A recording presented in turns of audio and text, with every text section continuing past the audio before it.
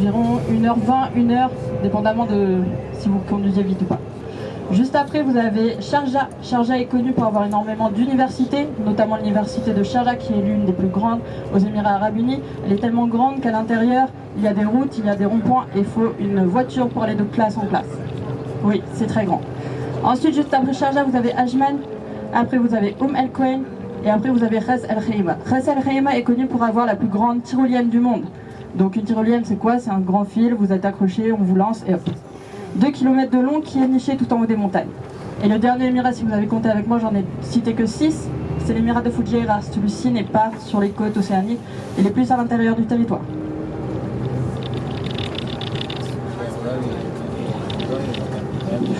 On est tout entouré de mer, on y a accès. D'ailleurs, les poissons préférés dans le pays, je dirais que c'est le hamour et le chéri. Si un jour vous avez l'occasion de goûter le hamour, essayez-le, il est vraiment bon.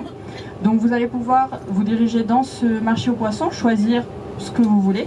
Les poissons sont frais, les crustacés sont frais. Et après, vous aurez deux choix. On va vous les nettoyer. Et vous pourrez soit les rapporter chez vous pour les cuisiner directement dans votre maison ou les déguster sur place. Donc il y a une dizaine de petits restaurants qui sont dans le marché aux poissons. D'ailleurs, si vous y allez, je vous conseille d'essayer le Gando Fly. C'est un des plus réputés. Et ils vont vous le préparer de la manière dont vous le souhaitez.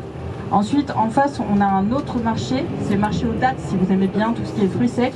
Donc marché aux dattes, je dirais que c'est la même chose que les pruneaux, sauf que nous, c'est des dattes. Donc on a plus de 1000 variétés de dattes différentes. Les préférées ici s'appellent les majdoul, les soukari et les nours. Ensuite, on est en train de s'éloigner un petit peu de la zone portuaire. Sur ma droite, sur votre droite, vous allez pouvoir voir deux îles. Donc la première île s'appelle Maria Island. C'est aussi connu comme le district du business, c'est là que la plupart des compagnies sont installées et on a aussi deux hôtels qui sont connus, donc le